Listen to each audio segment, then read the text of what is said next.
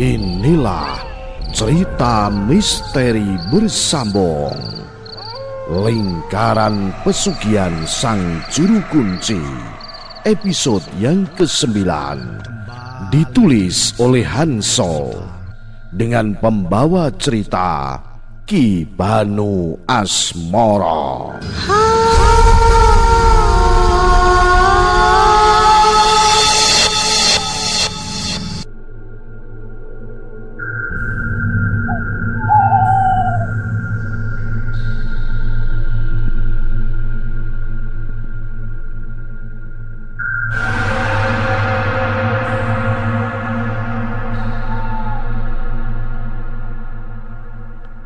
Yanto serba salah dengan segala tindakan yang akan diambilnya. Di sisi lain dia merasa juga harus menghentikan Rangga. Untuk sementara Yanto melupakan dulu rencana memberitahu kebenarannya kepada Nenek Minah dan Pak Sabto. Hari-hari berlalu. Kampung Randu Palang masih menyimpan misteri. Rangga secara berkala masih melakukan perbuatannya, tapi belum ada yang mampu menghentikannya.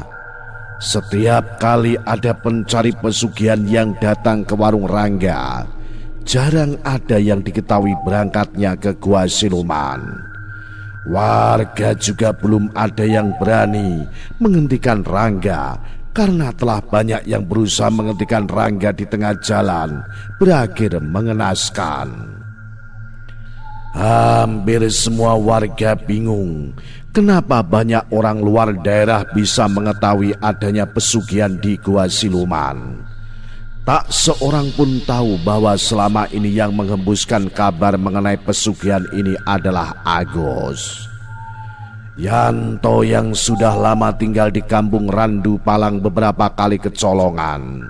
Yanto tidak pernah mengetahui saat-saat Rangga membawa korban, sehingga tidak pernah bisa mencoba menghentikannya. Beberapa kali Yanto mencoba melihat niatan seseorang melalui sukma, tapi belum bisa berhasil.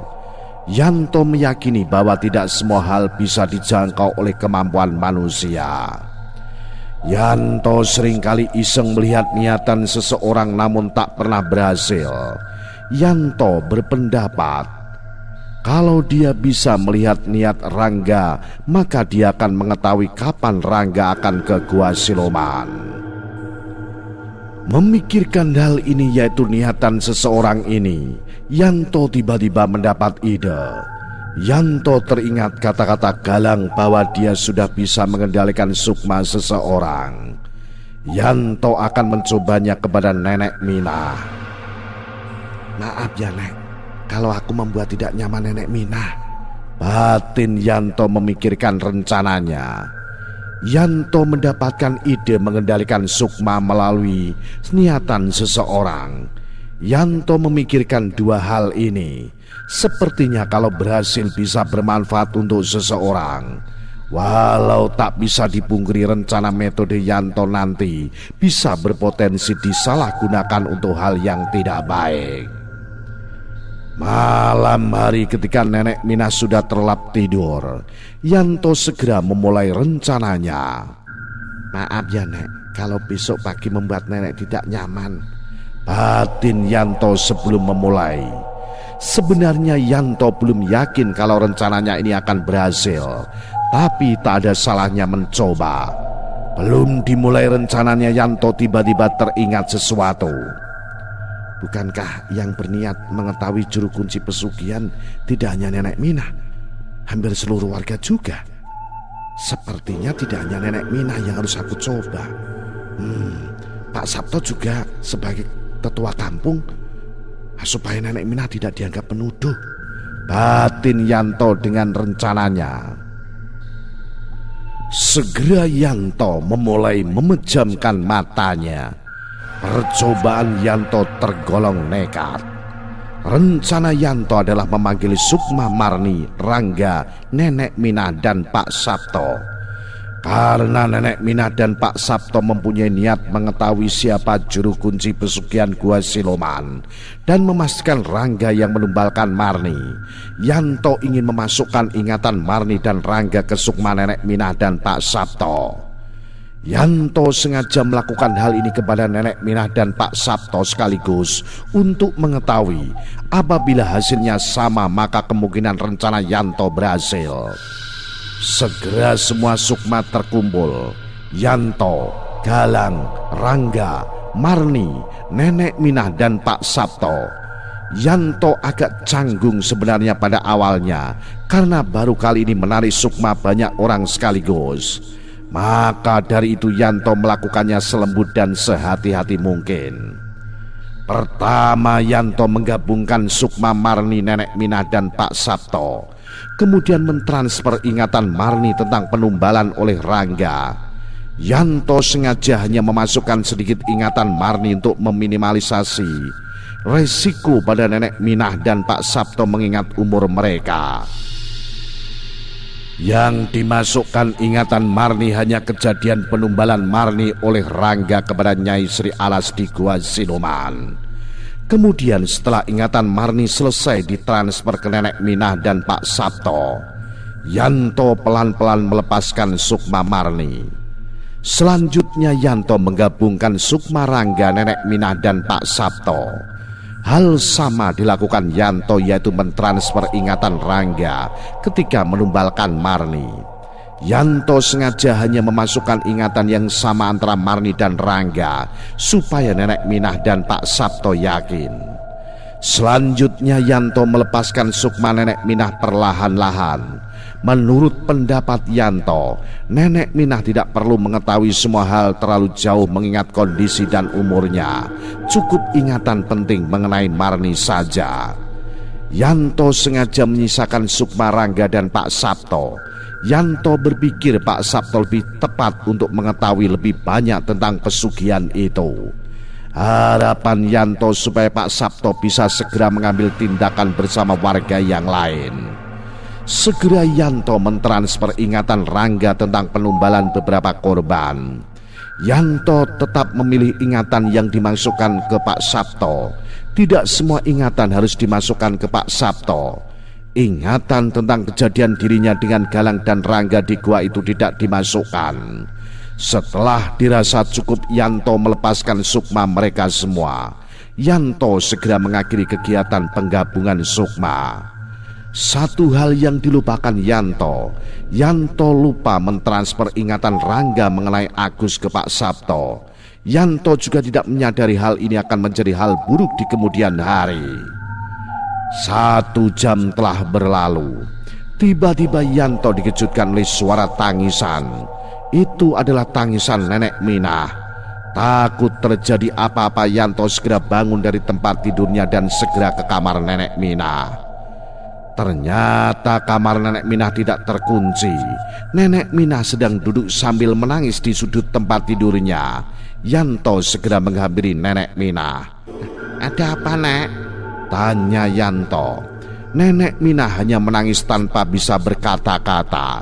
Lalu Yanto mengambil air putih dan memberikannya kepada Nenek Minah. "Minum dulu, Nek," kata Yanto sambil menyerahkan air putih kepada Nenek Minah. Nenek Minah segera menerima air putih dan meminumnya. Kemudian menyerahkan gelasnya kepada Yanto. Setelah agak tenang, Nenek Minah bercerita. "Aku mimpi, aku melihat Marni. Aku melihat Marni ditumbalkan." Nenek Minah mulai menangis kembali. Yanto menepuk-nepuk pundak Nenek Minah berusaha menenangkannya. "Besok saja ceritanya kalau nenek tidak sanggup." "Tidak apa-apa. Pelakunya adalah Rangga. Tega sekali dia." Nenek Minah menjelaskan kembali sambil terisak. "Tapi itu cuma mimpi kan, Nek?" Yanto pura-pura menenangkan. Dalam hati Yanto tidak menyangka cara ini berhasil.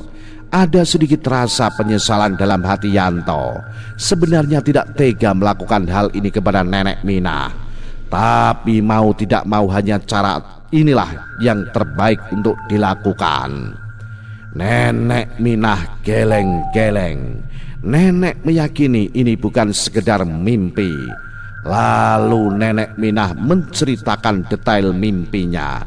Yanto mendengarkan dengan seksama. Setelah beberapa saat Nenek Minah telah kembali tenang. Akhirnya Nenek Minah tidur kembali. Yanto juga kembali ke kamarnya dan langsung rebahan. Yanto sambil memejamkan mata tersenyum karena rencananya berhasil. Yanto menyadari ini adalah satu cara mengendalikan sukma orang yang dimaksud Galang. Lalu dia teringat dengan Pak Sabto. Dia penasaran dengan apa yang terjadi Pak Sabto. Membayangkan hal ini, Yanto pun terlelap tidur.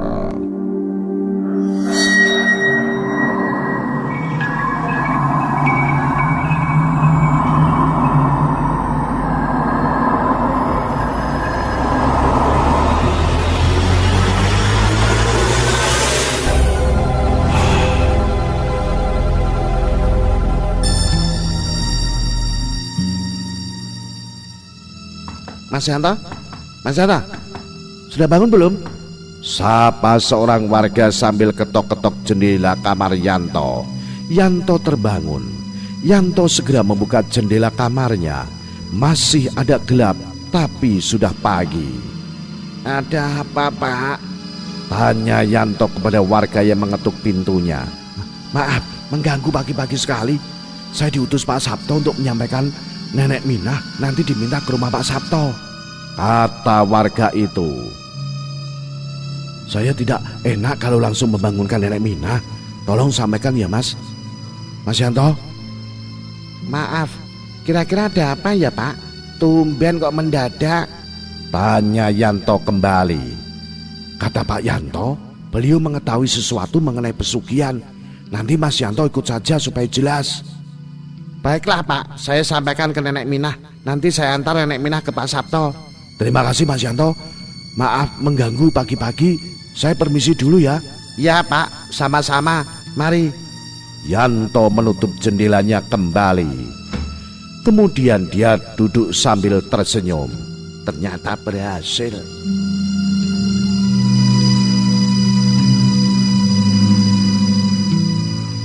Setelah Nenek Minah bangun, Yanto segera menyampaikan pesan Pak Sabto.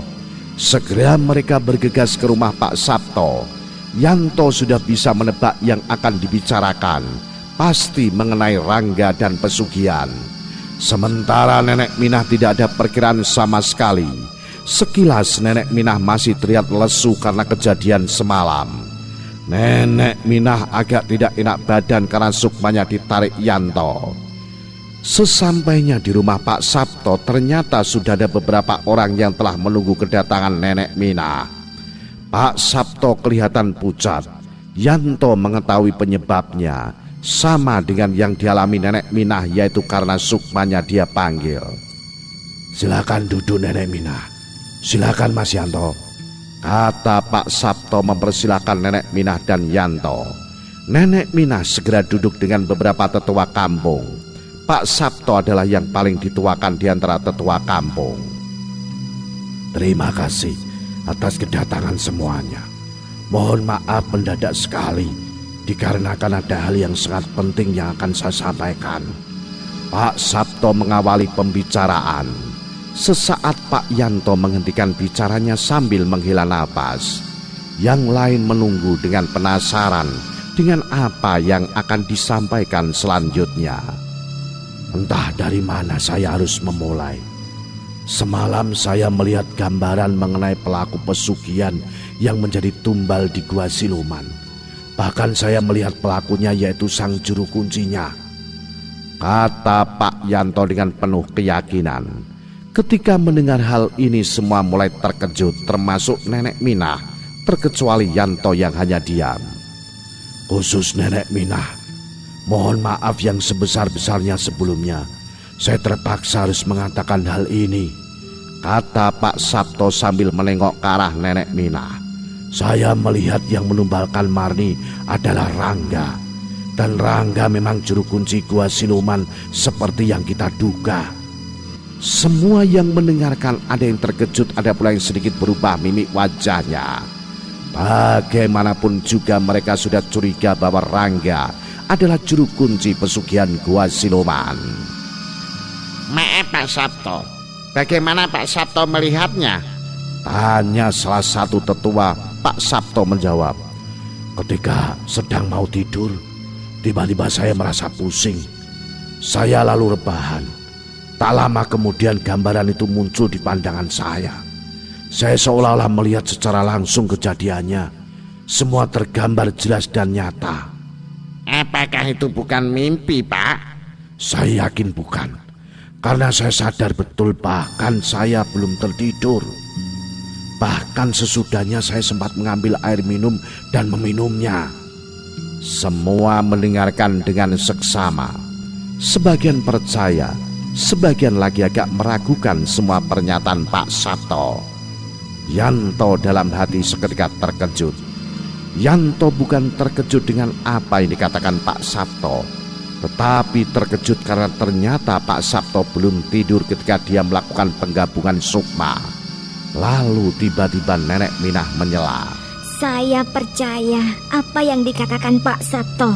Seketika semua memandang ke arah Nenek Minah. Lalu salah satu tetua kampung bertanya, Apa maksud Nenek Minah?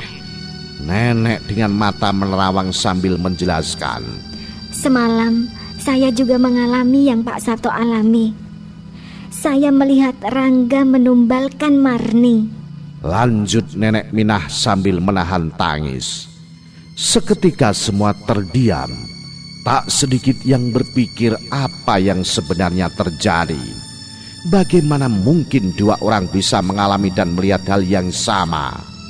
Bedanya, saya hanya melihat penumbalan Marni. Selebihnya saya tidak melihat. Nenek Minah melanjutkan kembali. Lalu langkah berikutnya apa Pak Sabto?